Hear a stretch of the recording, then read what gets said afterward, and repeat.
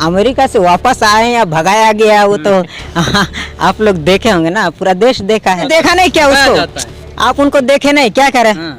बाहर जाइए, कह रहे कि मैम आप कुछ का, अरे नाम क्यों ले रहे हैं भाई, इशारा नहीं समझते क्या बोला? आप एक देश के चीफ आदमी, चीफ पर्सन से, मतलब मैं चीफ नहीं कर रहा हूँ, चीफ, ठीक है, सिखा दिया ना, पटक पटक के सिखाया कि Gandhi is the symbol of peace. कहाँ है तुम्हारे देश में पीस? पीस कहाँ है तुम्हारे देश में? में चाय और गाय की बात करेंगे, मतलब इतनी वाहियात बात, तो चाय चाय चाय चाय कब तक करेंगे? अब कुछ देश के बारे में बात कीजिए, जवानों के बारे में बात कीजिए। वो छाती नापने से, सिक्योरिटी की क्या जरूरत है? छाती नापने से और शरीर के वजन से और लंबी दाढ़ी और लंबे बाल से मजबूत नहीं होता है। यूपी में क्या चल रहा है? यूपी में चल रहा है अब्बा जान, चाचा जान, तो जय श्री राम, तो जय हनुमान, ये चल रहा है, पैदा कर दे रहा है। हम दोनों को अगर रिलीजियस पर्सपेक्टिव से देख के, कास्ट के पर्सपेक्टिव से देख के, हमारा डीएनए नाप के अगर समाज को बताना चाह रहा है कि ये दोनों अलग है, ऐसे लोगों को समाज से लात मार के भगाने की जरूरत है। वो ये सोच लिया जब हम जिंदा रह के भी मर गए, तो हम मर गए तो ही क्या ही मर गए, कि मरने के बाद उसके ऊपर कबड्डी खेल रहे हैं, कबड्डी खेल रहे हैं। आप समझ रहे, ये इंसानियत है। सब लोग आरएसएस, बीजेपी और बजरंग दल के नजर में खलेंगे, तो वो तमाम लोग जो उनके नजर में खलेंगे वो सब लोग काट है।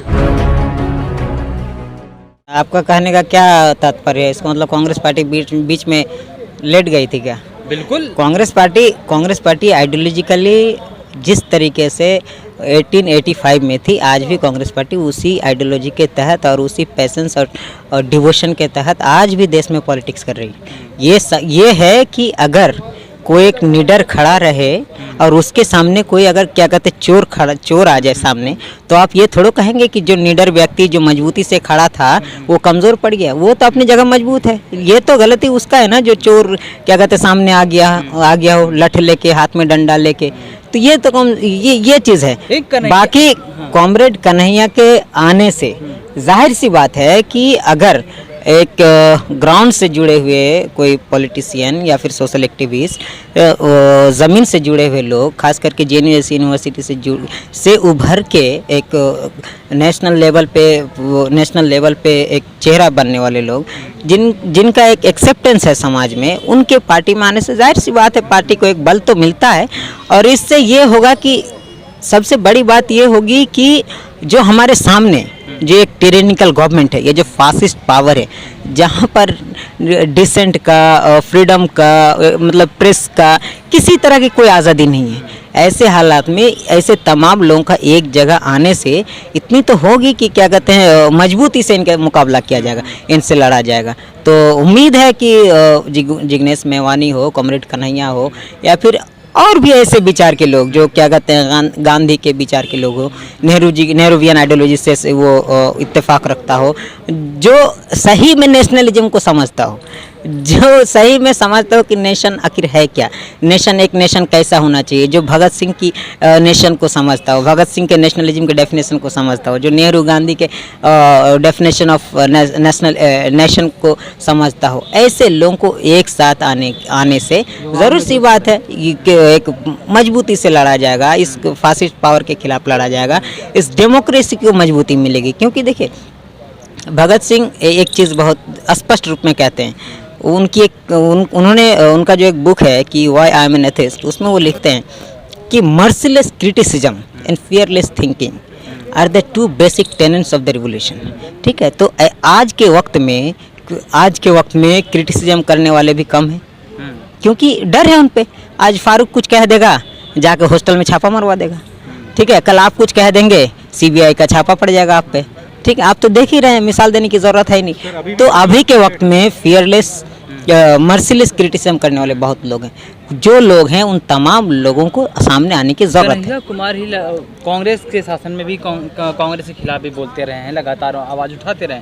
क्या अब कॉमरेड कन्हैया अब कांग्रेसी बन जाएंगे या फिर कॉमरेड कांग्रेसी होंगे? तो ये नई बात आज थोड़ो है। आप आज़ादी के टाइम में देखिए ना, एक तरफ नेहरू जी रहते थे, एक तरफ लेफ्ट वाले रहते थे, एक तरफ जयप्रकाश जी हैं, एक तरफ नेहरू जी हैं। आपस में आइडियोलॉजिकली तो लड़ाई चलते रहा है ना हमेशा। ये जो हिंदुस्तान की जो स्ट्रगल मूवमेंट की जो हिस्ट्री है, ठीक है, स्ट्रगल मूवमेंट की जो हिस्ट्री है आप पूरा देखेंगे ही है। एक तरफ समाजवाद है, दूसरे तरफ साम्यवाद है, एक तरफ कांग्रेस है तो दूसरे तरफ क्या कहते हैं संघवाद है। आइडियोलॉजिकल डिफरेंसेस तो थे ही, लेकिन क्या था, चूंकि सामने अंग्रेज थे, सामने ब्रिटिश थे, उनसे लड़ना हमारा मकसद था ना। तो सब एक जगह होके सब मिलके तो लड़े ना, अपनी आइडियोलॉजिकल जो एक नैरो डिफरेंसेस था उस डिफरेंस को भुला के लड़े। तो आज भी वही काम है हमारा। ठीक है, हम जितने भी क्या कहते हैं डिफरेंट ओपिनियन के लोग हैं, ठीक है, आज हमें ज़रूरत है एक जगह होने की। बाकी कब तक कन्हैया कांग्रेस में रहेंगे न रहेंगे, मैं उसका दिमाग मेरे दिमाग के अंदर थोड़ा है, वो उनका वो बताएंगे। के कार्यालय से जो कन्हैया कुमार वहाँ से जब अपने दफ्तर से निकले तो एसी भी निकाल ली, ये बात हिंदुस्तान अखबार में छपी हुई है। देखिए, मैं किसी के पर्सनल लाइफ से मुझे कोई इंटरेस्ट नहीं है। ज्वाइन करने सुनिए आप, नहीं सुनिए, मैं कह रहा हूँ किसी के पर्सनल लाइफ में से मेरा ना कोई इन्फॉर्मेशन है, न मैं उनको जानता हूँ। ये चीज़ जान और मुझे कोई इंटरेस्ट भी नहीं है। आप अपने घर में क्या कर रहे हैं, किससे झगड़ा कर रहे हैं, ना कर रहे हैं, उससे मतलब कन्हैया हमारे साथ एक पॉलिटिकली अलायंस है हमारा जो उनसे जुड़ाव होगा, एक कांग्रेस का एक छोटा सा कार्यकर्ता होने के नाते, ठीक है, वो उनसे मेरा एक पॉलिटिकल एफिलिएशन होगा, लेकिन हमारा फैमिली एफिलिएशन नहीं है ना। हमारे साथ कुछ होगा, हमारे साथ कुछ किया होगा। अगर सुने कि फारूक क्या कहते हैं, फारूक ने तुमने कन्हैया का शर्ट चुरा लिया, तो आप मुझसे पूछिए, then I will be responsible to answer. कार्यालय से तो उनके कार्यालय वालों से पूछिए कि लेके गया नहीं लेके गया, मुझे क्या पता किसका। आप मानते हैं? तो मैं कांग्रेस का वर्कर हूँ ना, मैं लेफ्ट वालों का वर्कर नहीं हूँ ना। की बात नहीं कर रहा हूँ, आपके ऑफिस से, आपके कार्यालय से ऐसे निकाल दिया जाता है। देखिए, और ये भी होता है कि आदमी का जब शिफ्ट होता है ना एक तरह से दूसरे तरफ, तो ये क्या कहते हैं आलोचना, ये एलिगेशन, ठीक है, ये क्या कहते हैं छीटा कांसी, ये सब किए जाते हैं। तो ये सब एकदम मतलब क्या कहते हैं फैक्टलेस चीज होता है। प्रधानमंत्री अमेरिका के दौरे से वापस आए हैं, क्या लगता है प्रधानमंत्री की अमेरिका के दौरे से क्या हासिल हुआ है, क्या चीज मिला होगा उसको? अमेरिका से वापस आए या भगाया गया, वो तो आप लोग देखे होंगे ना, पूरा देश देखा है। ठीक है, आप कहना चाह रहे हैं बेइज्जती हुई है? मैं क्यों कहना चाहूंगा भाई, आपने देखा नहीं क्या उसको?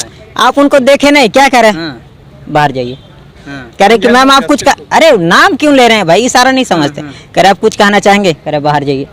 तो आपने तो देखा ही सब कुछ, और आपने ये भी देखा कि वहाँ पर चाहे क्वाड में हो, चाहे शिंजो आबे के साथ हो, चाहे यूएन में हो, क्या बोला उन्होंने, बताइए क्या बोला? आप एक देश के चीफ आदमी, चीफ पर्सन से, मतलब मैं चीफ नहीं कह रहा हूँ, चीफ, ठीक है, उनसे आप क्या उम्मीद करेंगे कि अगर विदेश जा रहे हैं तो कुछ पॉलिसीज बनाएंगे, तो पॉलिसीज पे बात करेंगे, इंटरनेशनल बायलैटरल कोऑपरेशन पे बात करेंगे, कुछ सब्सटेंसिव स्टेप लेंगे, चाहे वो क्लाइमेट चेंजेस के खिलाफ हो, चाहे फिर कोरोना वायरस के खिलाफ हो, या फिर बहुत सारे मुद्दे। वहाँ जाके आप पाठ पढ़ा रहे हैं गांधी जी का और नेहरू जी का, वहाँ जाके आप डेमोक्रेसी का सबक दे रहे हैं उनको। बेवकूफ़ हैं वो लोग। अरे भाई, आपसे कई गुना उन लोगों को पता है, उन लोगों के दिल में रिस्पेक्ट है। तुम गांधी और नेहरू का दिखावा करते हो, तुम भगत सिंह का दिखावा करते हो, लेकिन they know the importance of Nehru, Gandhi and Bhagat Singh. सिखा दिया ना, पटक पटक के सिखाया कि Gandhi is the symbol of peace. कहाँ है तुम्हारे देश में पीस? पीस कहाँ है तुम्हारे देश में? आपने ये नहीं देखा फारूक भाई, अमेरिका में कितने लोग ढोल नगाड़े लेकर के वहाँ पे आए हुए थे प्रधानमंत्री के खुशी में कि हाँ हमारे देश में प्रधानमंत्री आए हैं। ढोल नगाड़े बजाने वालों की कहीं कमी नहीं है, मदारी का कहीं कमी है, लेकिन उन मदारी में भी तो, अरे उन मदारी, मैं क्यों कहूँगा भाई, नेशनल न्यूज है, आप देखिए ना जाके।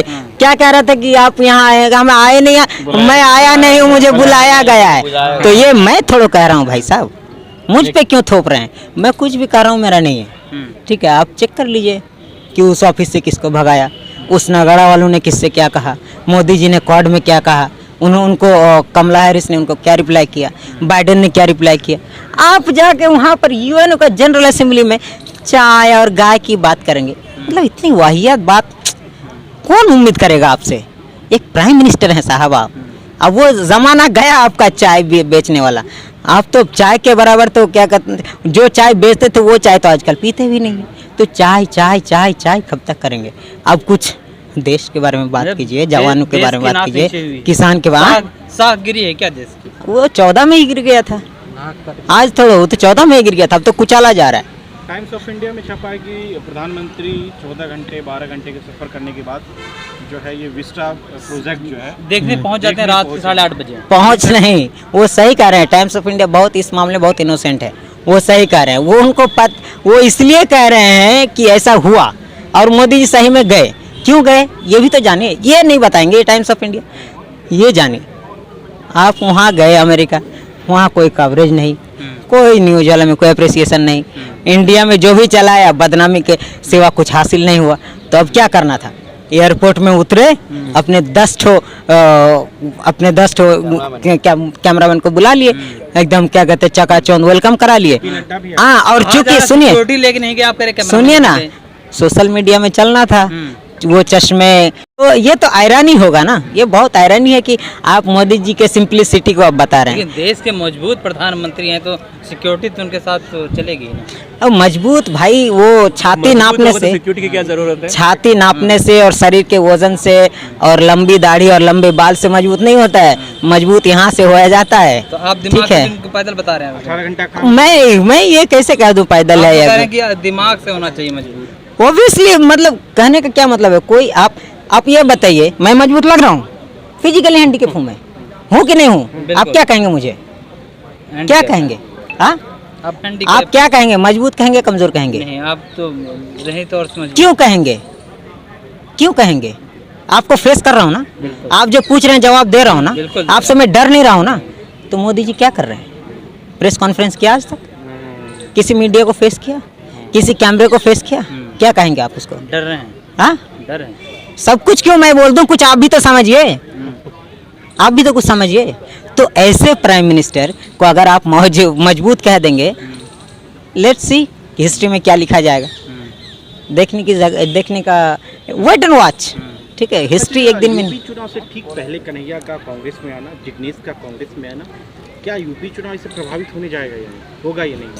मजबूती मिलेगी प्रियंका गांधी के नेतृत्व में? देखिए, मैं उतना एक्जियोमेटिक और हाँ प्रिडिक्शन करके ये चीज़ नहीं बोल सकता कि क्या इफेक्ट पड़ेगा, नहीं इफेक्ट पड़ेगा। लेकिन एक चीज़ तो ज़रूर है कि जब बीजेपी आरएसएस के खिलाफ जब एक क्या कहते हैं नेहरूवियन, गांधी और भगत सिंह के आइडियोलॉजी के लोग, ठीक है, और प्रो पीपल, ठीक है, प्रो पीपल लोग जब इकट्ठे होंगे तो लोगों को एक उम्मीद दिखेगा। ठीक है, क्योंकि आज देखिए यूपी में चल क्या रहा है। यूपी में क्या चल रहा है? यूपी में चल रहा है अब्बा जान, चाचा जान, तो जय श्री राम, तो जय हनुमान, ये चल रहा है। और वहाँ के लोगों को चाहिए क्या भाई? वहाँ के लोगों को चाहिए गन्ने का दाम, ठीक है, ना राम ना रहीम वहाँ चाहिए। वहाँ के लोगों को गन्ने का दाम चाहिए, बच्चों को एजुकेशन चाहिए, कोरोना वायरस का टीका चाहिए, गंगा में जो लाशें बह रही थी उनको, उन लाशों को आने वाले दिनों में रोकने के लिए हॉस्पिटल्स चाहिए। ठीक है, भव्य मंदिर नहीं चाहिए, एक भव्य यूनिवर्सिटी चाहिए। ये तमाम चीज़ चाहिए, और इन तमाम चीज़ों के लिए जो सोचेगा, जो बात करेगा, ऑब्वियसली उसको फ़ायदा होगा। नहीं सर, आपने कहा जय श्री राम, ये तमाम ऐसी चीज़ें, वो तो राष्ट्रीय स्वयंसेवक संघ कर रहा है, एक जो उसका काम है कि धर्म का प्रचार प्रसार करना। तो क्या आप इनडायरेक्ट रूप से ये कह रहे हैं कि उसको रोका जाए? ऑब्वियसली, अगर देश को बचाना है तो इन तमाम एलिमेंट्स को रोकना बहुत ज़रूरी है। कौन से एलिमेंट? क्योंकि देखिए आप, कौन से एलिमेंट? ये जो भी फासिस्ट एलिमेंट है, जो कम्युनल एलिमेंट है, ठीक है, जो समाज में क्या कहते हैं, मेरा नाम फारूक है, आपका नाम क्या कहते हैं राम है, ठीक है, हम दोनों के बीच अगर कोई मतलब गैप पैदा कर रहा है ना, ठीक है, कोई अगर दूरी बना रहा है, उन लोगों को रोकने की ज़रूरत है, उन लोगों को लात मार के भगाने की ज़रूरत है। अगर फारूक और राम के बीच में अगर डिफरेंस पैदा कर दे रहा है, हम दोनों को अगर रिलीजियस पर्सपेक्टिव से देख के, कास्ट के पर्सपेक्टिव से देख के, हमारा डीएनए नाप के अगर समाज को बताना चाह रहा है कि ये दोनों अलग है, ऐसे लोगों को समाज से लात मार के भगाने की ज़रूरत है। अदरवाइज़ कल होके हम और आप एक दूसरे को पहचानना तो छोड़िए, एक दूसरे का खून के प्यासे हो जाएंगे। आज आप देखिए ना, देश में चल क्या रहा है। ये एक आदमी दौड़ के, जाहिर सी बात है कुछ भी रहा होगा उससे पहले, आप उसका घर उजाड़ने के लिए गए हों, ठीक है, आप उसका घर जलाने के लिए गए हों, गिराने के लिए गया हो, वो आदमी, उसके हाथ में एक बांस का लाठी है, उस लाठी को लेके आप 50 लोग, आपके हाथ में गोली है, पिस्तौल है, राइफल है, हाँ, लाठियां हैं आपके हाथ में, आपके पीछे दौड़ रहा है। क्यों? क्योंकि उसके अंदर एक दर्द है। वो ये सोच लिया जब हम जिंदा रह के भी मर गए तो हम मर गए तो ही क्या ही मर गए, क्या मर जाएंगे, मर जाएंगे तो क्या मर जाएंगे। इस चीज़ को अपने फियरलेस होके वो चीज़ उन लोग को भगा रहे थे। कितना को क्या कर लेता, कितनों को जान मार देता एक लाठी से वो। हाँ, आप उसको फेस नहीं कर सकते थे लाठी से, आप उसको रोक नहीं सकते थे, आप उनके छातियों पर गोलियां दाग दी आपने। क्यों दागी? सुन लीजिए, आप मीडिया वाले हैं ना भाई, आपको तो पता है ना हर चीज़ में डिलिबरेटली सब कुछ क्यों बताऊं, आप इशारा समझिए। छातियों पे आपने गोली मारा, मर गया, चलो ये भी क्या कहते हैं कि तुमने अपना इनह्यूमैनिटी का प्रमाण दे दिया। लेकिन ऐसे भी लोग हैं कि मरने के बाद उसके ऊपर कबड्डी खेल रहे हैं, कबड्डी खेल रहे हैं। आप समझ रहे, ये इंसानियत है? कहाँ है ये इंसानियत? हैवानियत नहीं है ये। आज जो है ना, एक हैवान भी शर्मिंदा होगा कि हिंदुस्तान का ये मंजर है। उस क्या कहते हैं अफराजुल है, कितना लो पहलू खान है, कितना वो मध्य प्रदेश में वो दलित आदमी इंसान, क्या नाम था, 45 ईयर्स का, गार्ड पिकअप के पीछे बांध के उसको घसीट के ले गए, उसको मार दी। ये इंसानियत है भाई। ऐसे चीज आने वाले दिनों में और होंगे अगर हम इस आरएसएस, बीजेपी, बजरंग दल, इस तरह के क्या कहते हैं गॉडसेवादी, सावरकरवादी आइडियोलॉजी के लोगों को अगर सत्ता से नहीं उखाड़ फेंकेंगे, उन्हें अगर हम उनके खिलाफ अगर मजबूत लड़ाई नहीं लड़े, सेना भी बन गया, योगी सेना बने या क्या कहते हैं बानर सेना बने या कोई सेना बने, है तो वो देश के लिए खतरा है, तो वो समाज के लिए खतरा। अच्छा आप ये बताइए, योगी सेना बने, मोदी सेना बने या फिर कोई सेना बने, वो सेना क्या करेगा समाज के लिए? आप उसको शिक्षा देते बजाय के, हाँ वही मैं कहने जा रहा हूँ। आप उसको बजाय कि आप उनको शिक्षा देते, वो अपना खुद की ज़िंदगी संभालता, घर वालों का संभालता, परिवार वालों का संभालता, समाज का भला होता। लेकिन आप उसको एक कॉलेज एक यूनिवर्सिटी बना दिए हैं। बानर सेना यूनिवर्सिटी नंबर 1, हाँ, योगी सेना यूनिवर्सिटी नंबर 2, हाँ, मोदी सेना यूनिवर्सिटी नंबर 3। आप तो उसको एक डिग्री देके निकालेंगे वहाँ से। हाँ, क्या डिग्री होगा? दंगाई का डिग्री, सर्टिफिकेट देके उसको एक सर्टिफिकेट मिल जाएगा दंगाई का। लेकिन आपने कभी ये सोचा कि कोई भी पावर जो है, कोई भी पॉलिटिकल पार्टी पावर में परमानेंटली नहीं आता है। आपने उसके बारे में सोचा कि कल पावर के बदलने के बाद उस सर्टिफिकेट के उस बंदे के साथ क्या होगा? उसकी ज़िंदगी कहाँ जाएगी? 15 साल, 14 साल, 10 साल उसकी ज़िंदगी का तुमने ख़राब कर दिया। उनके अंदर क्या कहते हैं कम्युनल हेट्रेड भर के, उनके अंदर ये चीज़ सुनियोजित तरीके से की जाती है क्या ये जानबूझ करके ये चीज़ों को मुसलमानों को टारगेट किया जाता है, दलितों को टारगेट किया जाता है? और देखिए, कोई भी चीज़ जो है ना, मतलब अनऑर्गेनाइज्ड और अनप्लान्ड नहीं होता है कोई भी चीज़।